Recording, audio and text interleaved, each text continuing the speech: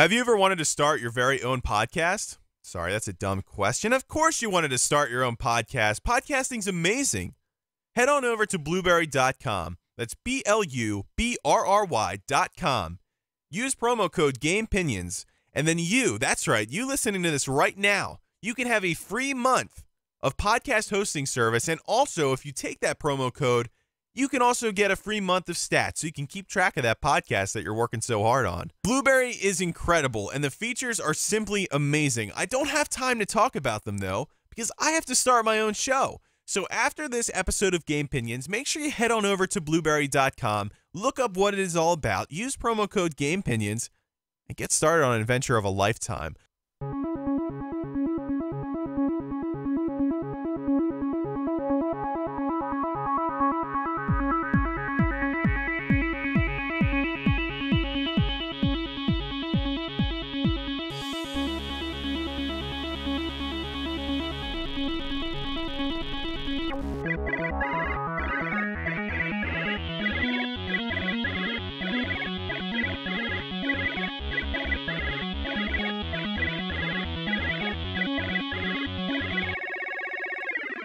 Welcome to Gamepinions, episode 15. I'm your host, Calman, and today we are back again this week for another episode of Gamepinions. We're double dipping this week. As I said in the previous episode, I had plans of making a birthday special episode. That is going to be the later half of this episode. We need to focus on this Nintendo Direct that occurred yesterday. This was honestly pretty surprising. I thought that they would announce some new things. I really mainly thought they were going to go over the majority of games that we already knew about, but there were some new announcements in here and pretty crazy stuff, and it actually kind of gives us a fuller picture of what to expect this year for the Nintendo Switch, and it's looking pretty strong. I thought the Switch was looking pretty strong prior to going into this year. After this Direct, I think this rivals, if not surpasses, their first year just in terms of sheer volume as to how many games are going to be coming out. This is very impressive stuff for this Nintendo Switch, and I'm super excited because I always thought the Switch was a great system, and I've been a huge fan of it ever since its release, and I'm just happy to see it go in a complete opposite direction than what the Wii U did a generation ago, and it's really, really exciting. So I want to get into this. I'm going to kind of just go through the list. I'll stop here and there for games that I want to make a note on, but I basically just went through the things that that they went through in order. So the first one, this is huge, right? Mario Maker 2 on the Switch, coming out June of 2019, so that's June of this year. That's a huge game to put on this system, and it makes so much sense because obviously, when you put it on the Wii U, I think the sales numbers were still pretty decent. But now you have this massive library of games to go along with this, and then you have a massive audience now that has taken to this system. This is going to breathe brand new life into this game, and I think that these numbers for Mario Maker 2 are going to completely trounce anything that the original did. This is going to be huge, and they didn't really release a whole bunch of different details. I think some of the newer things that I saw in there, you had Cat Mario from 3D World. That was really cool. So they definitely look like they're adding more power-ups and stuff like that. But I think that looking at the box art, you have, or at least I guess what I presume to be the box art, you have Mario, but then you also have Luigi. I think that this might end up being either a local multiplayer game or an online multiplayer game, and that would be amazing. Can you imagine building a stage with somebody? That is something that would be really awesome. I feel like a lot of people are now starting to speculate that, and I completely agree. I think this would make a lot of sense to have, a multiplayer aspect of this game, at least a co-op aspect of this game. I think it would be freaking awesome. Maybe you can use the Switch Joy-Con pointers to drag and drop. I feel like they could do something. So this is going to be a massive game. I think this, honestly, I skipped out on Mario Maker. To me, I don't know. I look at that game more of a handheld game, and I feel like the 3DS lost too much capability from sharing your creations and stuff like that. where it didn't really seem worth it to me. But this one, if it brings back everything the Wii U brought back, I mean, that's going to be some really cool thing. And I think this game is going to be really, really, really special. And man, I think I'm definitely going to get this, right? I mean, it's coming out in June, not too far off. They'll probably have a little something about it at E3, and it'll probably drop that week. And man, that's going to be really, really cool. And it just, like I said, it just makes so much sense to have it. You know, they just recently made the other game. It's probably a lot easier to take what you did with that game and make improvements on it and then release it as a sequel. And I'm really excited about that. I think this is going to be a really huge game, and it's going to really like get its full audience this time, unlike last time. This is just the perfect system for it. And it's just a perfect game for the Nintendo Switch. So it's really exciting. That was a great way for them to start off the Direct. I think it was heavily speculated that this would happen at some point, or at least a port of that game would happen. I'm happy they made it a sequel. It makes so much more sense to make it a sequel.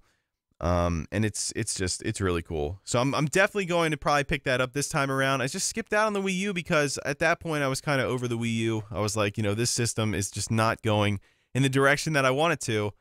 But now that it's going on Switch, I just love to see this transition now to, you know, just a superior system. You know, one that's just more, you know, it's better thought out. It's just nice to see it. So moving on to the next game. This is Marvel Ultimate Alliance 3, and it's coming out in the summer. And this game was kind of weird looking to me. This is probably like the worst comparison of all time, but to me, it kind of looked like a Lego game without Legos. Like just the way you maneuver. Obviously, the combat definitely looks a lot different. It kind of looks like a brawler type of game, a beat 'em up.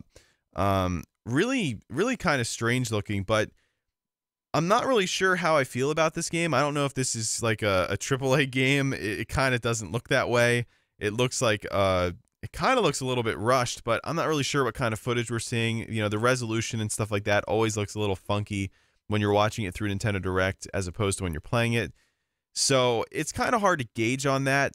What I do think is really cool, though, it will feature both ad hoc multiplayer, which is just the local wireless multiplayer, which I've been calling for games to include that more often with the Switch, like since it came out. You know, I mean, that is like such an awesome feature to be able to play over wireless without using an internet connection, because that means if you're not at home and you don't have access to an internet or a Wi-Fi hotspot or whatever, you have the ability to still play with each other and not have to worry about getting disconnected from the internet. So I'm really happy they included that. That's really awesome, but it's also going to include online as well. So it gives you different options as to how you can play, but I believe it goes up to 4 players. So it's you and 3 other players.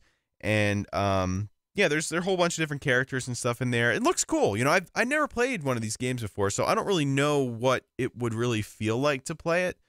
But to me, it kind of looks, I don't know. It kind of looks a little shallow in terms of gameplay aspects, but it looks like there's different like combos and stuff you can do. There's like an ultimate attack that you can do if you have like, you know, a group of 3 or more or whatever. So it looks cool. I think it looks, you know, pretty neat. I think it's cool that it's an exclusive game. Every exclusive, especially third-party exclusive game that you can get on a system is kind of a big deal. So that's really neat that they decided to get that on there. This next game, it's called Box Boy and Box Girl. It's coming to the Switch on April 26, 2019 with co-op and 270 stages. I don't know a lot about that game. I mean, I have heard about it before. It apparently is a very fun game, though. I heard some really good things about it. I just don't really have any personal experience with it. This one looks like it's a new version, though, and it's going to have co-op play. So one person's Box Boy, one person's Box Girl. It looks like it would be a really fun co-op game. Kind of in a strange way reminds me of Snipper Clips without the whole cutting aspect. So, for whatever reason, that kind of aesthetic of being a box, I guess, even though that's not what Snipper Clips is, it just kind of reminds me of that. So, that game would probably be pretty cool. The next announcement that they made during the show was that Super Smash Brothers was going to be getting like a Ultimate Spring update or something like that. and it was going to be version 3.0. They didn't really give a lot of details as to what that entailed. They hinted, though, that who knows, maybe it's possibly Joker, but they said that Joker was going to arrive before the end of April, which, you know, is going to be at some point within the next few months. So I'm assuming it's probably going to be maybe like the first or second week of April. I doubt it'll be in March. But who knows? Maybe they'll surprise us. I'm surprised that we haven't seen any gameplay of him yet. Usually they're, you know, starting to work up a character like a while before they're actually released. So it's kind of weird that we haven't seen anything of Joker yet. So we're still trying to figure out what his moveset is. I do think it's a good thing, though, that they're really taking their time and making sure that he is, you know, well developed and all that. So that's really cool. Definitely looking forward to having him in the game. It's just going to be cool having a Persona character in Smash Brothers. And this next little tidbit from the Smash Brothers kind of made me a little bit happy because I honestly miss going into the stores and seeing like amiibo everywhere. I didn't really buy a ton of amiibo. I have a few, but I never really bought like a ton of them. But I just liked going in there and seeing all these different Nintendo characters and third-party characters as little figurines. Like there was something nice about going in there and just seeing them on the shelves. And really, since the Switch came out after Super Mario Odyssey, there's kind of been like a lapse, at least from the stores I've been into, like the Targets, the Walmarts, even GameStop.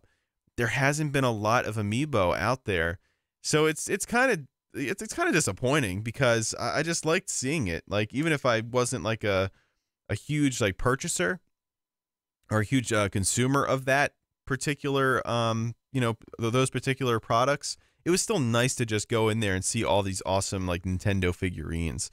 So I'm actually really happy because they're bringing back some Super Smash Bros. Amiibos, and not really necessarily bringing them back, but they're creating more of them. So we're going to get a Snake Amiibo, which is really cool. Simon Amiibo, awesome.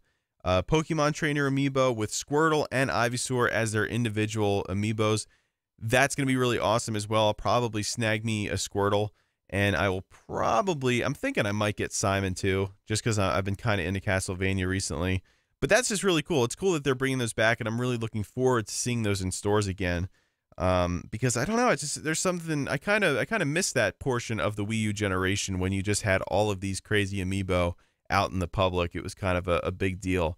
Obviously, figurines to game thing isn't really a big market anymore. But I really liked seeing those. So this next announcement that they made was for Captain Toad's Treasure Tracker on the Switch. It has a free update out right now where it allows 2-player co-op, which is really cool. I've actually never played Toad's Tracker or Toad Tracker, Toad's Tracker 2. What is it? Captain Toad's Treasure Tracker on the Switch. But I did actually get that for my sister. I bought her a Nintendo Switch for her birthday. And I got her Toad's Treasure Tracker, and I think she actually enjoyed that quite a bit. But you know, this is kind of cool because now they're going to be updating it now with multiplayer, and I'm sure that's a lot of fun. I've never actually been hands-on with that game though. I'm assuming there's a lot of cool puzzles in there. I heard a lot of good things about it.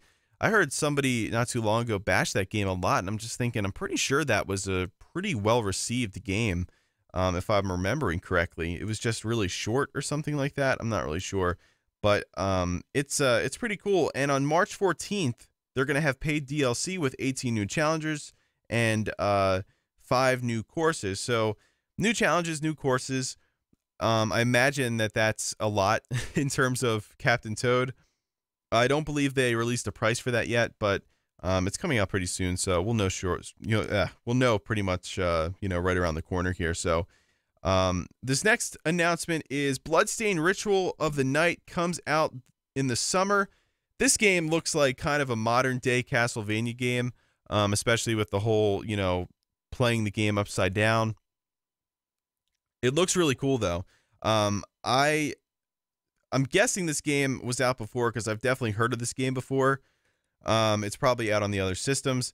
Never played it. This game looks like something I might be interested in, so I'm going to keep an eye out on that. But yeah, I don't really have like a ton of things to say on that game. I don't really know enough about the game. It looks really cool though. The bosses look really neat. The platforming aspects of the game, like the side-scrolling platform aspects, look really cool. I'm pretty sure I have heard things about this game before, and if I remember correctly, they have all been positive. You know, obviously it's probably not Castlevania, but they definitely have gotten a lot of inspiration from that series. So yeah, if it's any good, I'll probably check it out. It looks, you know, to me it looks really cool. I love the art direction and all that. It's pretty neat. This next game, don't really care too much about it, but it's Dragon Quest Builders 2. I'm sure there's some people out there that go crazy for this game. I'm just not one of them. I don't really have a lot to say about it. Yeah, I didn't write down a release date for that. I imagine it's pretty soon. Then we have Dragon Quest 11 as Echoes of an Elusive Age Definitive Edition. That is a long title. It's coming out exclusively for the Nintendo Switch this fall. Not a lot to say about that. It looks pretty cool. It was kind of like Breath of the Wild-esque, I guess. I've never played any of those games, so I'm not really sure how they play. Looks like it is. They did say it was like turn-based combat, so it looked kind of cool. But I'm not sure if I'm gonna get it because I haven't played like the previous however many that there were. So I'm sure it doesn't matter. But who knows? Maybe I'll pick it up if I'm in a need to play some brand new games. This next one was weird. This announcement to me just didn't really fit in with the rest of the show. If there was a weak point in this whole entire process and this whole entire direct, it was probably this. And this is the Disney Tsum Tsum Festival is coming out sometime this year. I love the different release estimates. Sometime this year, later this year, you know, soon. It was just funny. That game was just so strange, but ironically, it has online multiplayer. Very weird. And if it looks like it has like, you know, a lot of different mini games. I think they had air hockey and they had like a pattern puzzle thing where you had to connect all the ones that were the same. So I mean, there was honestly a lot of different things in there. It was just such a weird thing. And you see those Zoom Zooms if you go to Target, because I'm like one of those weird people that still go into like the toy sections and stuff when I'm bored. So like, come on. I mean, if you had the option to do it and not feel weird, you'd definitely do it too. So don't judge me on that. But it's man, they're just weird. Like I see them all the time. Like you see like Star Wars Zoom Zooms. I got my sister an Iron Man Zoom Zoom just because how ridiculous it is, and it's huge. It's a huge Zoom Zoom. It's such a strange phenomenon. I never would have expected them to make a video game out of it. Silly me, I guess. Yeah, that to me was just like the weirdest part of the show. And yeah, it was just weird. I honestly don't know what to say about it. It's coming out sometime this year. I'm probably not going to pick it up. It's definitely not it's definitely not marketed to me. But I mean, if you're into that, if you're into the Zoom Zoom, then you are in luck. It just seems like a very obscure it's a very obscure game. I honestly don't know what to say about it. This next game, Starlink, which obviously that is that you know, futuristic space combat game that was featuring Star Fox for a little while on the Nintendo Switch. I think it still is. I don't think it just disappeared.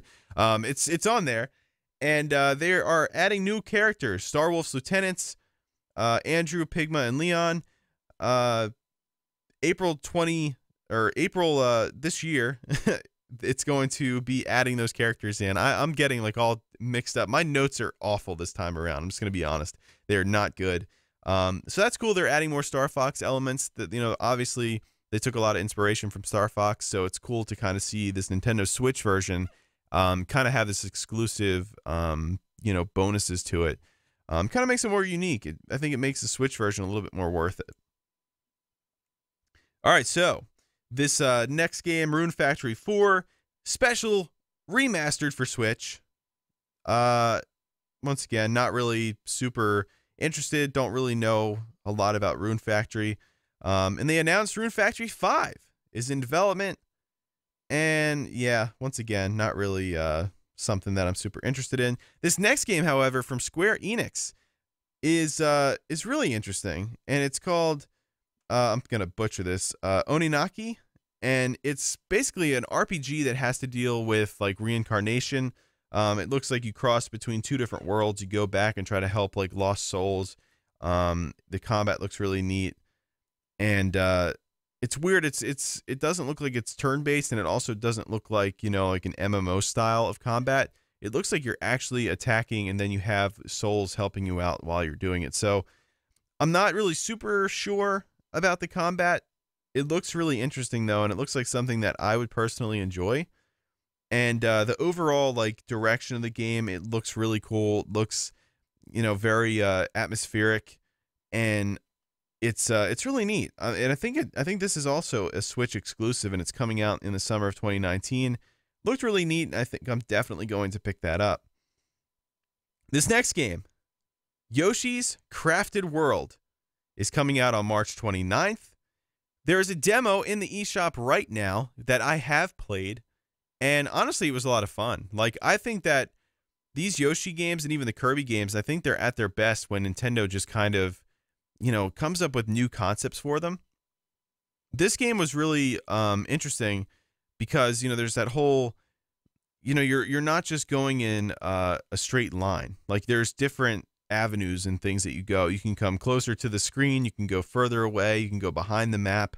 There's just different things you can do, and they only give you the first level, but even in that first level you kind of get an idea that this game is going to be pretty intricate. It's probably not going to be super difficult or challenging. Yoshi games I don't think typically are.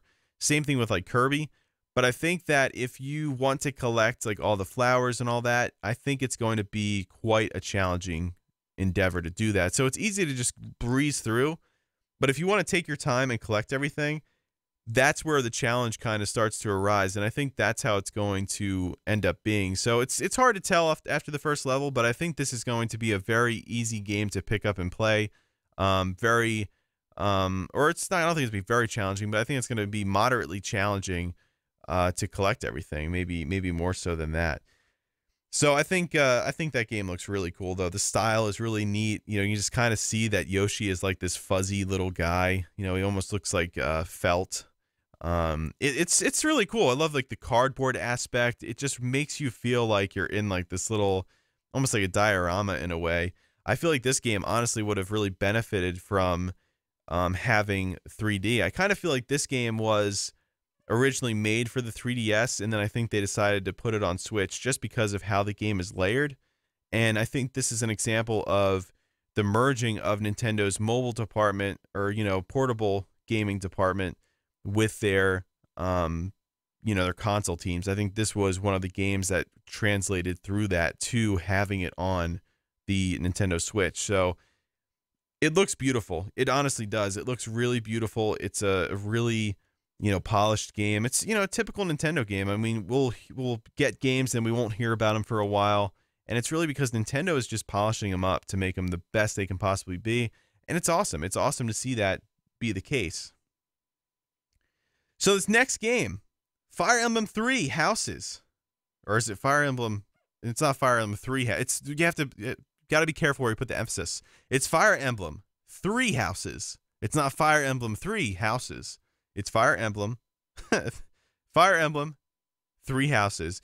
This was really cool, and honestly, one of the biggest games on the 3DS for me was definitely Fire Emblem Awakening. I didn't get into the other Fire Emblem games. I was like, after Awakening, I'm like, I think I just want to stop here. This game looks really cool, and the way they were explaining the story and everything, you can already tell that they put a lot of time developing backstory with all these different characters there, including the story. It just seems like there is so much depth just in that first trailer that we're seeing. It seems like there's so much depth that is going to really make this game feel really full, and I feel like that's really important for these like strategy type games. You need to have strong backstory and cutscenes and all that stuff to really make it feel like you're not just playing a big open world game of chess. You know, you need to have those story elements. This is really cool. You kind of take on the role of a teacher and you have your students. I like that. I like the idea of that, how, you know, you're training your units to fight, and they're your students in the actual story.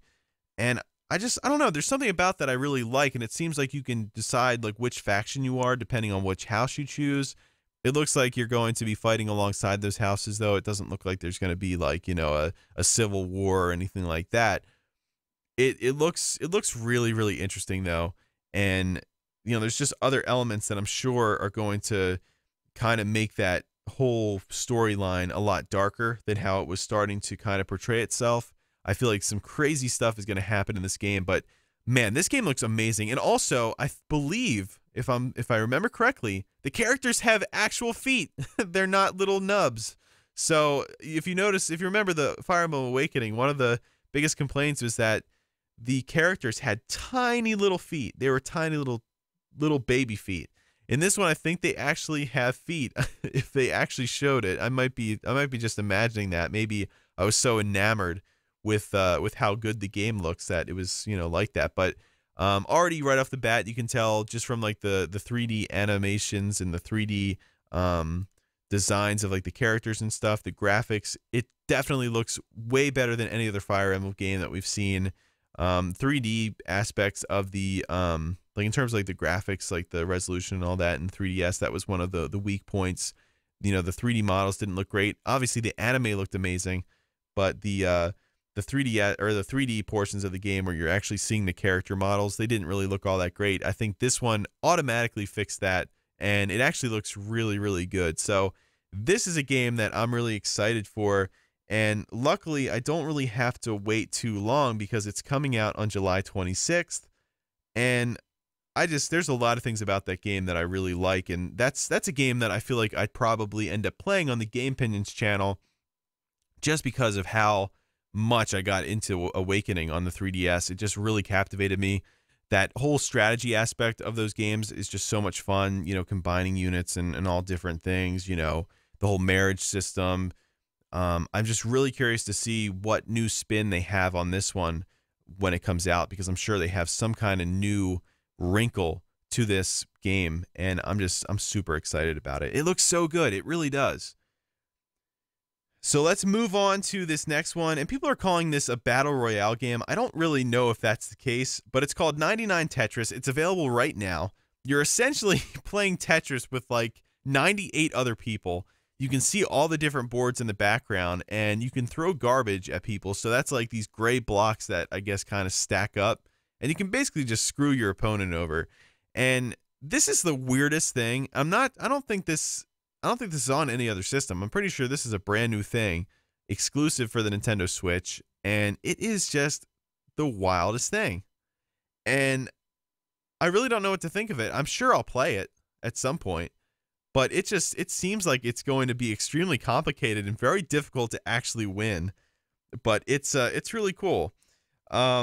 People are actually really excited about that, and I feel like that's going to be one of those games that just kind of it stays around for a while, and people are going to really enjoy it. I mean, Tetris, honestly, it's just timeless. And now you're adding all these new wrinkles. You obviously had Tetris Effect on the PSVR, which is apparently amazing, and now you have this other Tetris game that is just absolutely wild. It's really cool. I'm really excited to actually try that out and see how bad I am at Tetris. That's really, really cool though. Dead by Daylight is coming out on the Nintendo Switch this fall, just in time for Halloween, I'm assuming. That game is kind of like Halloween.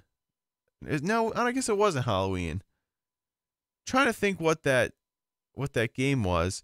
It has Freddy in it. This is completely, yeah, or no, not Freddy. It has Jason. Oh well, I can't remember what the game was called, but it's essentially that game. It's completely blanking me right now. Oh, Friday the 13th. There you go. Man, if I would have been so mad if I couldn't think of that. Like, that's sometimes when I'm recording these episodes, there's something I can't think of.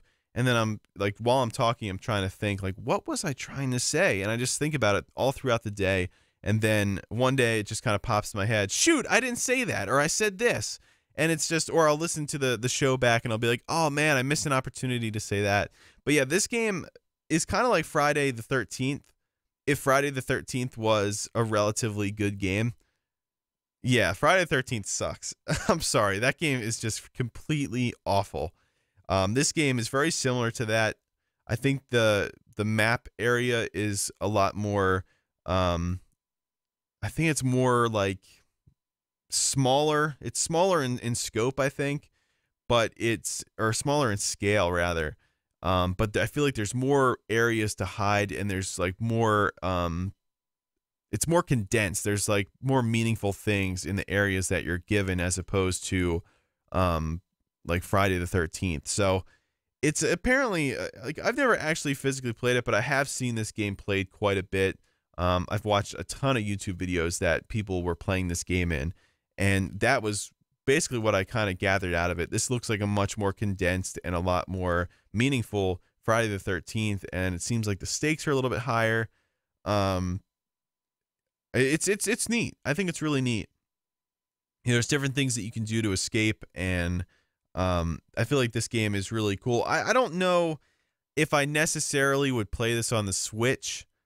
To me, there's certain games that just don't make a lot of sense on the Switch, and I'd rather play them elsewhere. This game I'm not really super interested in anyway, just because this isn't really the style that I like in games. But, you know, for people that only have a Switch, I mean, this is great. You know, you guys get to play another game, and it's pretty cool. This next game is Deltarune from the makers of Undertale. This is going to be Chapter 1. It's releasing for the Switch on the 28th of February for free.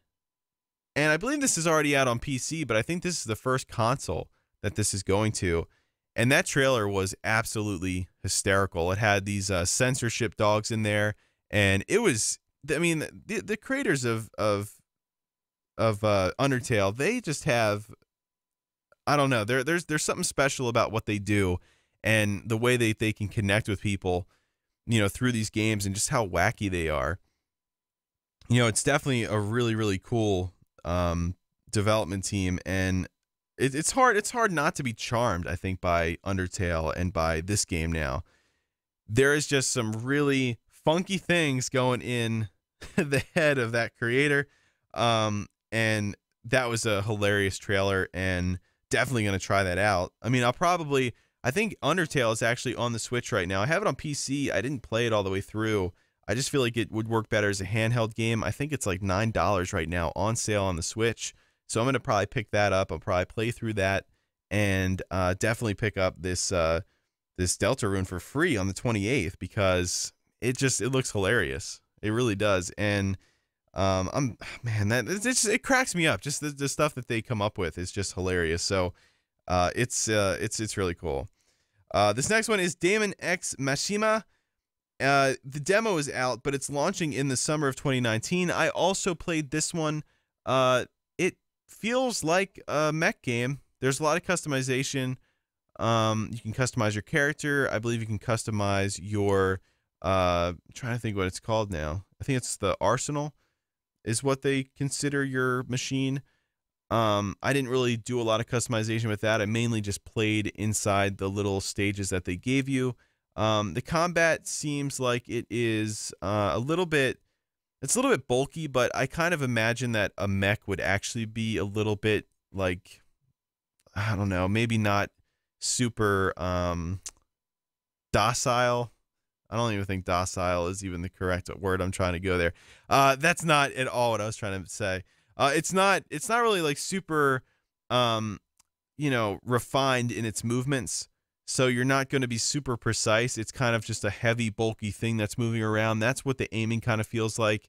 And I don't know if it would be better on a Pro Controller. It just feels like the aiming is very difficult on the Joy-Con. So that's one thing that I kind of took away from it. You know, obviously the graphics aren't great. It kind of reminds me of like Xenoblade Chronicles 2. Obviously not nearly as bad resolution-wise as the first part of that game is.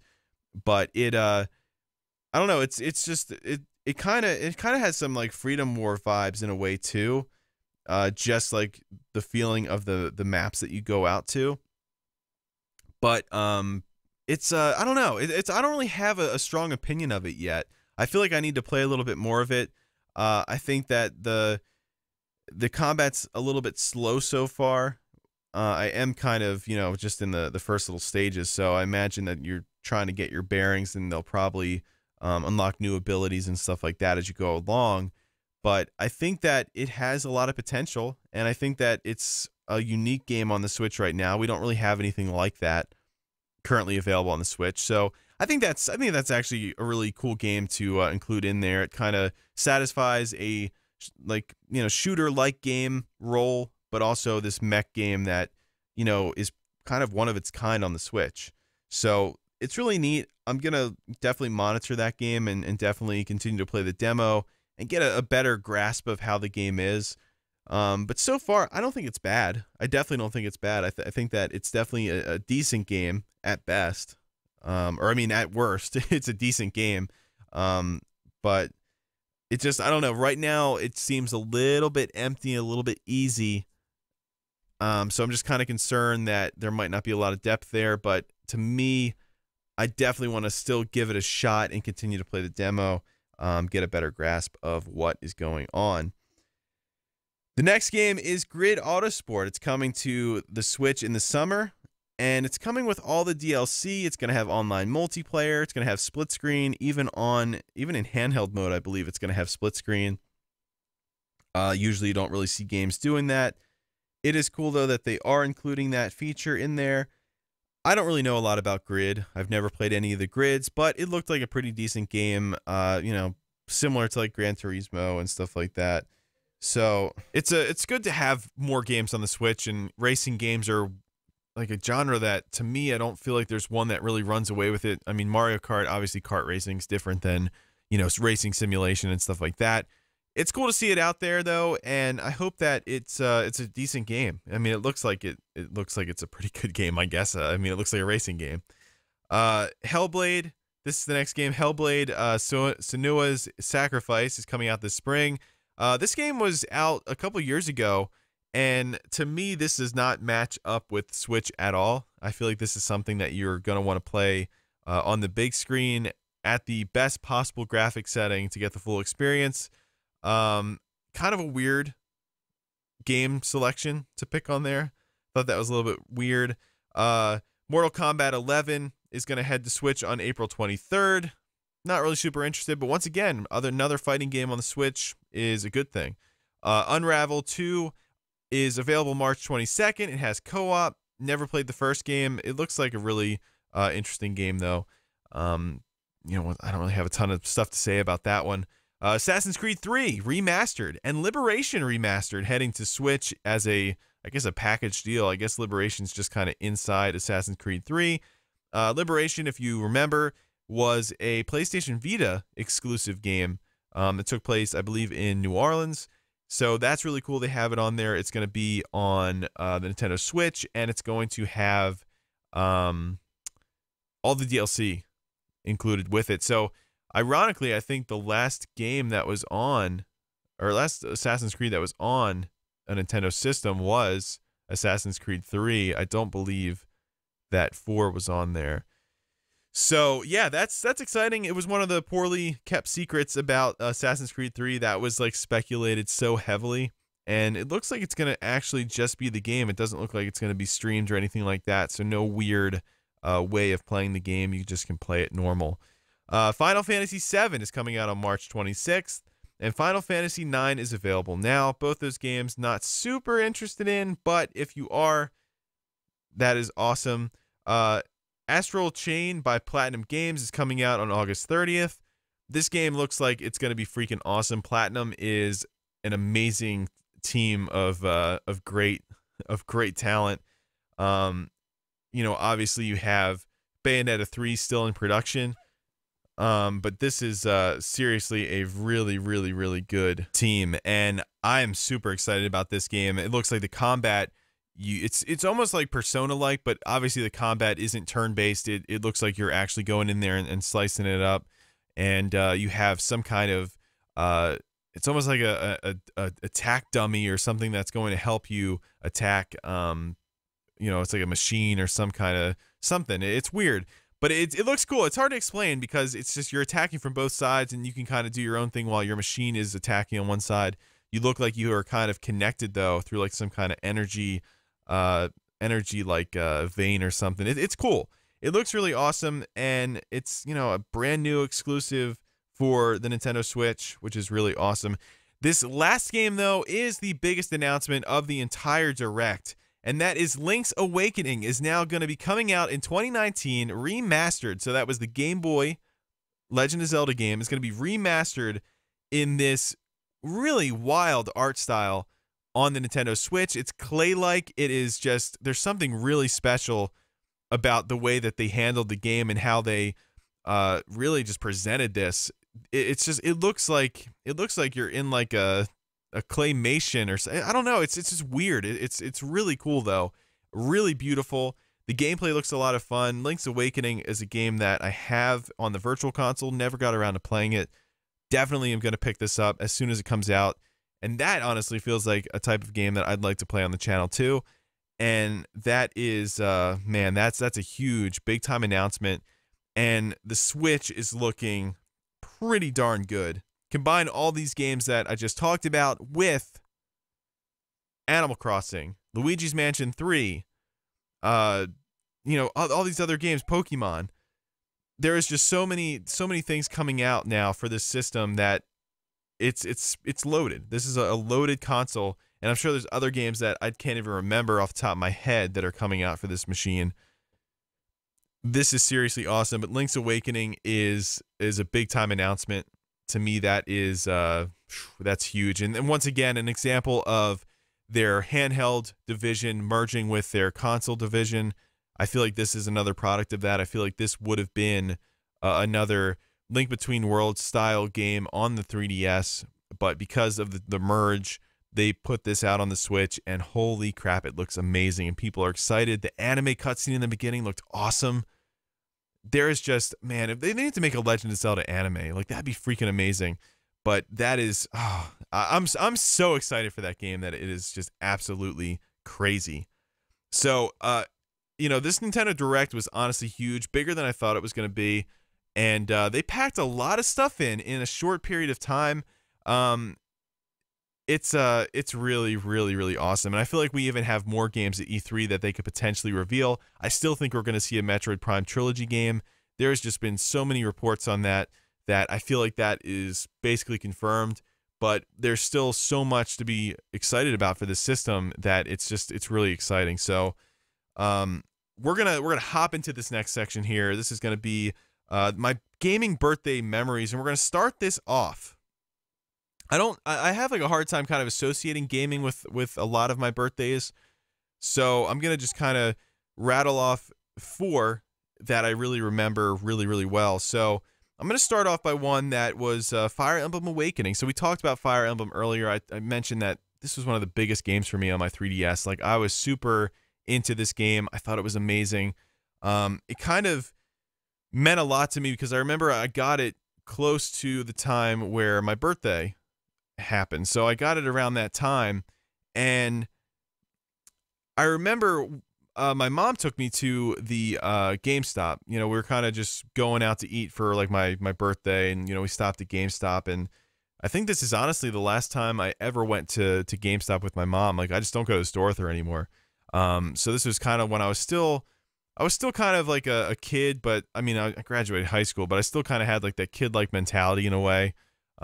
So we went to GameStop, and I picked out this like super cool Mario case for the original 3DS. It was like a Super Mario Land 3D Land case. It looked really, really cool. It had a white bottom. It was like a PDP, I think, shell for the system. It kind of helped with the whole screen scratching thing, and it made the joint or the hinge on the system not as wobbly. That was kind of a problem with the original 3DS.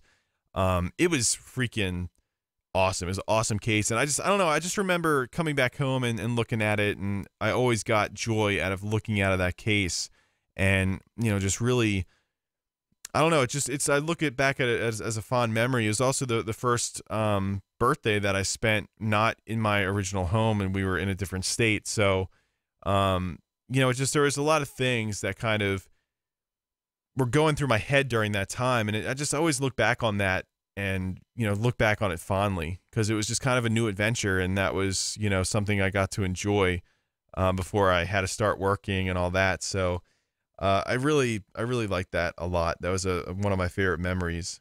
This next one is getting my Game Boy Advanced. And when I got my Game Boy Advance, I can't really remember how old I was.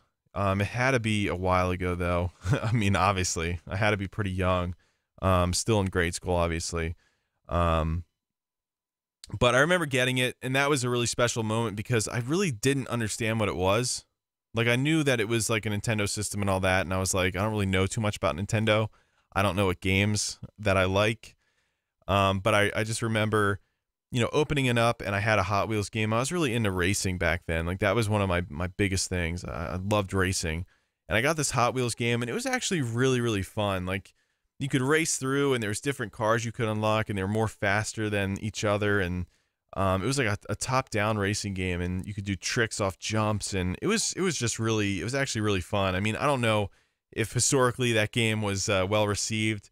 It was kind of one of those weird time periods where you'd get like all these really weird types of games that you would just never see today. Like, you'd never see a Hot Wheels game today. But it was really special to me because I just remember, playing it on my birthday. I remember having like, little accessories for it and carrying case for it. And, that was definitely instrumental in where I am now in terms of how much, games I play. And, it was my first really, personal system that I could just play and not have to wait my turn to play. So that was really special. I always think back on that as a special moment too. Another game that I got, I believe, for my birthday, I might just be pulling up something, was Star Wars Pod Racer on the PC. We did have a computer. We had like a Windows 98 computer, and we had this game. I'm pretty sure that my parents got this for me for one of my birthdays. It had to be when I was really young. And this like kind of captivated me. I had a joystick, and I was playing these games, and or I was playing like, these races on that Star Wars Pod Racer game. And I would just keep playing. Like, I'd get up early in the morning to go downstairs and play it. Because a lot of times, like, we'd have to celebrate my birthday on, like, a Saturday.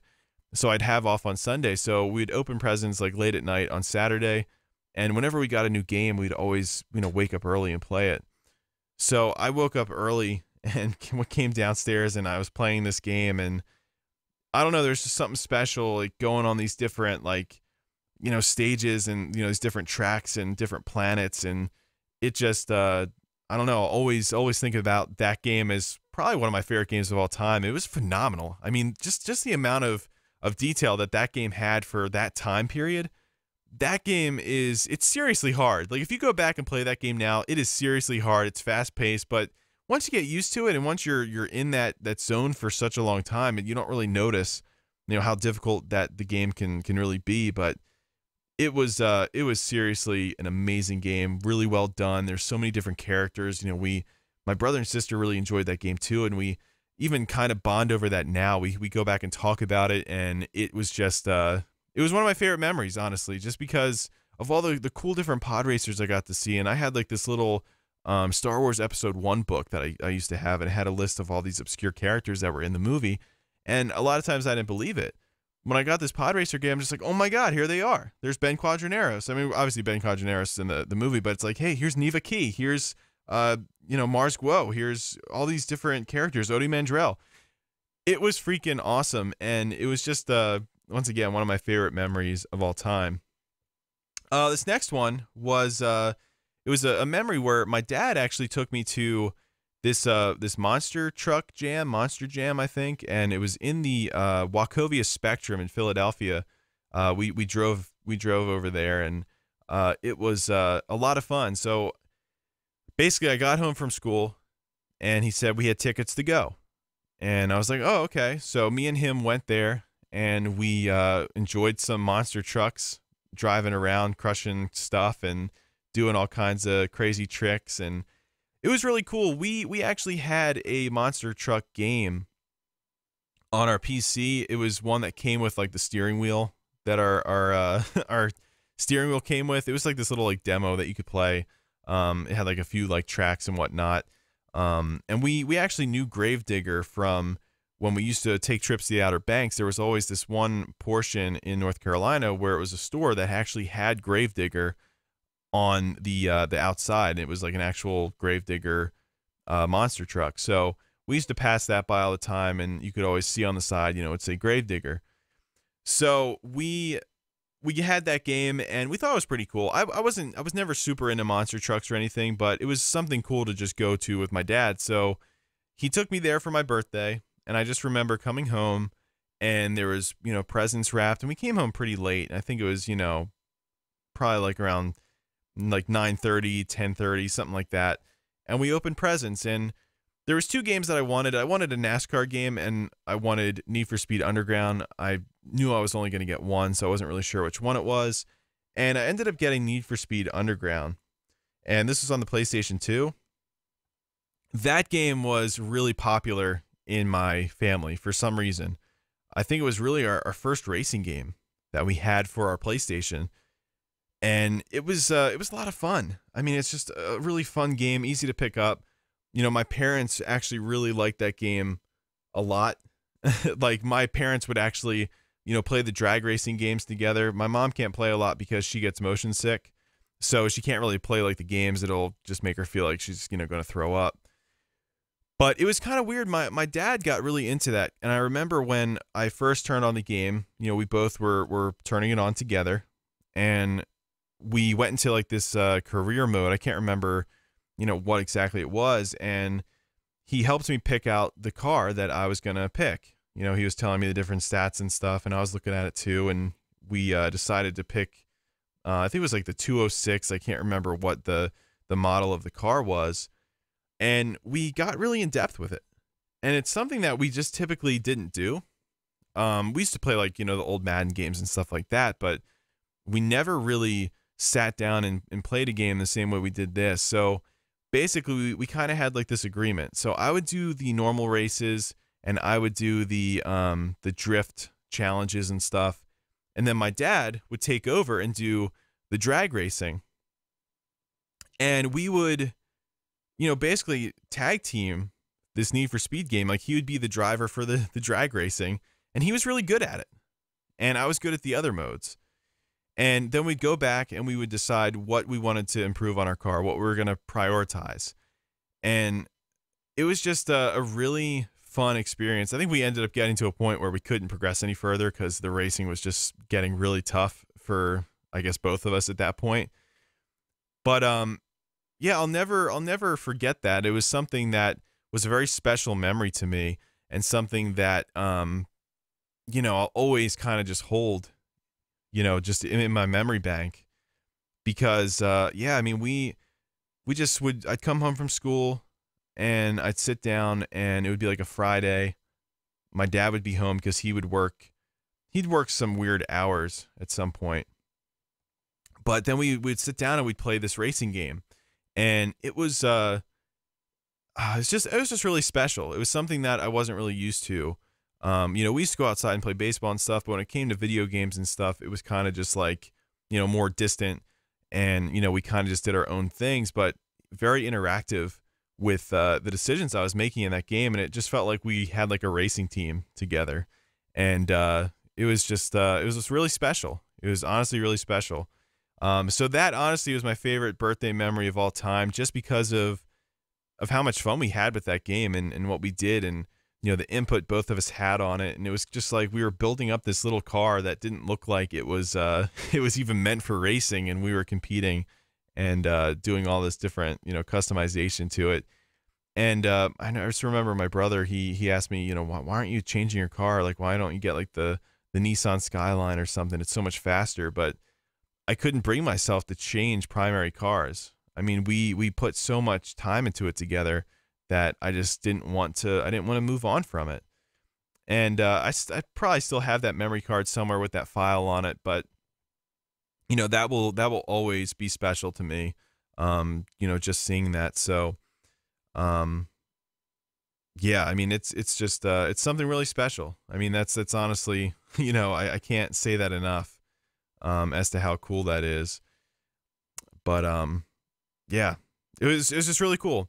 So I'm gonna probably end it there. My birthday is tomorrow as I'm recording this, but this will go live on my birthday, February 15th. And I'm just gonna try to enjoy this weekend. There's some things I want to do. You know, obviously I want to plan out the episodes for next week, or episode for next week. We'll see what happens. And I'm also working on some of the Gamepinions Undusted episodes for March. Definitely want to have those all prepared and ready to go and roll out for anyone that will decide to go on Patreon. But yeah, it's awesome. I'm happy I was able to come on here and have you know, a part 2 for this week. But yeah, I'm just I'm stuck reminiscing now. So I'm gonna go ahead and go. This topic probably isn't gonna have a Twitter topic of the day. I may or may not add this in for tomorrow. But I think I might just forego it and just keep this up as it is. This was kind of a special episode. So just thank you guys so much for listening, for the support. You know, just remember to leave a review, give me some feedback. That is the only way to ensure that this show continues to grow and continues to improve. Feedback is just crucial, positive or negative. And I really appreciate you guys listening in. So I hope you guys enjoy the day. I'm gonna go enjoy my birthday the best I can. Get ready to go to work, and I will see you guys next week. I will be on the interwebs on Instagram and Twitter this weekend as I'm at work. So I will see you guys then. Have a good day.